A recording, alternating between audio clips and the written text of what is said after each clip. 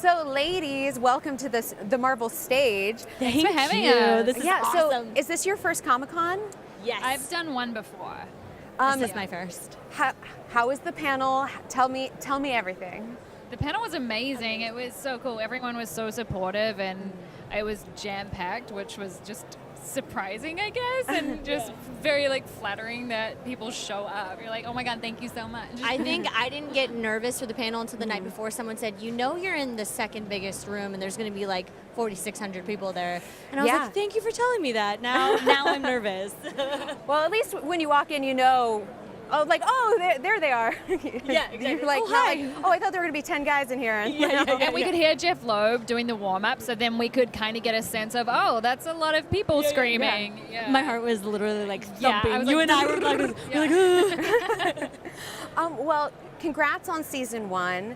It's been so great to see your characters showing up, coming to life in the show. Now, let's talk a little bit about Detective O'Reilly. I'm constantly surprised by your character. I never know what she's going to do, and how do you manage that? I tell her just little enough to piss her off constantly. It's so irritating. But, to be honest, Emma's been great. I think from the beginning, her first read was exactly who we wanted Bridget to be. And what we tried to do over season 1 was kind of flip the script on the female cop. And she doesn't have to wear a hat to be a good cop. She can still be a woman. We tried to mess around with some fridging. So I let her know enough to play it, and we let Lane know enough to be what would normally be the female doting character, our actor who plays Officer Fuchs. But I gave her just enough to let her run with her genius and play Bridget in her own way, and I think that's kind of what's so amazing. And the one thing that I just appreciate so much about Joe, and this is what makes him so wonderful, is Joe, through and through, he'll never say that he is, but he's such a feminist, and so he always comes to us, and he's like, I want to make sure I'm not missing anything and that you're cool with this and keep the woman in my life to keep me in check. That is so rare to have in a showrunner. We are so damn lucky. I don't grew want up to with 3 compliment you too sisters, much. so it was beat into me. But thank you. But You're a true ally. We're so lucky, and we can go to him with anything and try to squeeze him for info, but generally don't get anything. Though sometimes you'll give me a little. Sometimes you lie, though. A little heads up. Sometimes it's necessary to lie to get you to believe the truth of the lie of the truth. We fight a lot. Layers upon layers upon layers, like a delicious cake of deceit. No, but honestly, Olivia came to me in one of the last scenes, and she had a line where she says, "What do we do?" And I was so proud. She came to me, and she's like, "This feels like the girl asking the guy, what do we do?" And I'm like, I hugged her, and I ripped up the page, and I said, "Say whatever you want." And it was fantastic. Having fantastic tennis partners makes for good TV. That's the dream. Yep. That's totally a dream. Let's talk a little bit about Mina as well. It's been so cool to see you appear. Also, shout out to that shirt. Oh my gosh. Same. That's such a Mina. Shout out to my stylist, Sonia Young, because I said I just need to wear something with a B on it. She's like, last minute, she screen printed it herself and sent it off because she's freaking awesome. So kudos to her. Heck yeah. So Tandy and Mina, it's kind of like what could have been, seeing their stories intertwine. How do you think Mina really feels about Tandy? What's her thoughts on Tandy? I think the best thing about Mina and Tandy is they share that kind of backstory with their fathers. So they both kind of have this vulnerable spot, this hole in their heart from what happened 8 years ago. And I think what's so beautiful about what their characters represent is a beautiful female friendship. 2 women that are brilliant, that support each other in the ways that they need to, and it's something that needs to be represented more on TV. Strong female friendships.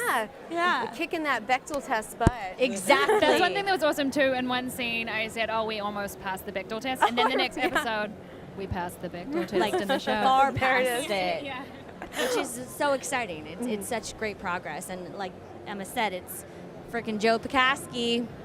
And a room full of really, really talented writers and strong-willed women who keep me in check all the time. And I think that you do really notice that with our show, that it is a diverse writer's room, and that's such a testament to how important diversity is, because then you don't get this scene, which as female actresses we get all the time, where you're like, a woman wouldn't say this. This is a one-dimensional character. There's nothing interesting here. Yeah. So as soon as I read the character breakdown for Bridget, or Bailey, I was like, I don't know who is behind this, but someone who's really wanting to change things and push things forward for women. I mean, it sounds like such an incredible experience. You mentioned the writers' room. Do you guys get to talk to the writers' room somewhat?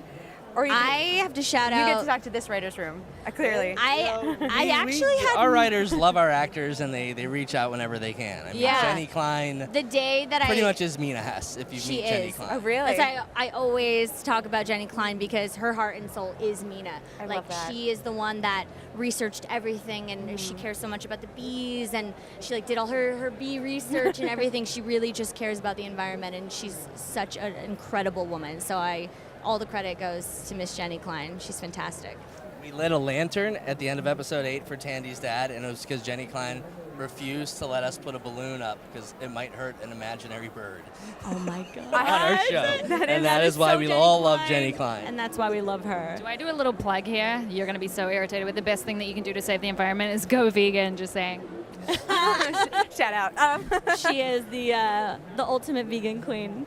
I and appreciate it. You're bringing some essence of the show in. I know we didn't even plan this, but we've got our two. Our most environmentally I friendly actually met Marvel my cast. hero yesterday, the She was founder freaking of out. Sea Shepherd, and I can't believe I was like, I'm literally wearing a Sea Shepherd shirt tomorrow. I've never seen you more Captain excited Paul in your Watson, life. and when we walked onto the boats for IMDb, I said to Liv, I was like, how much cooler would it be though if Captain Paul Watson was here? I walked up and he was there, and I went up to him and I was like, Captain Paul Watson, and I said to him, and I go, you are the hero of my entire life, and he looked scared. I was like, sorry. So you came to San Diego Comic-Con to geek out over the Captain Paul environment. Watson. Yeah, exactly. He's the greatest human on the planet, I swear to God.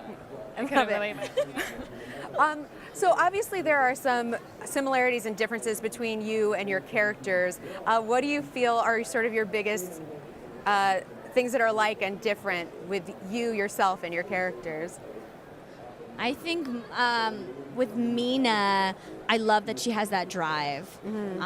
She has that passion for what she does, and I can really relate to that and kind of being on her own because when I moved to LA when I was 14 by Oh, wow. myself because I just knew that this was what I wanted to do, and I just loved performing, and so I kind of lived out on my own for most of my teen years, kind of just navigating the space of being in the entertainment industry as an Asian American female, and so I feel that. That I feel Mina drive. Yeah, I feel that Mina drive all the time, constantly like pushing me forward. Love it. I really love Bridget's determination. The thing that I love about her, and I don't know that it's alike to me, and I wish it would be something that I could aspire to, is the fact that she does the right thing, even when it's not the easy thing. Yeah, I love that. Well, you guys, thank you so much. So many people want to talk to you today. Otherwise, I'd keep you here all day with me. But don't miss the last 2 episodes of this season of Marvel's Cloak and Dagger Thursdays on Freeform, and look out for season 2.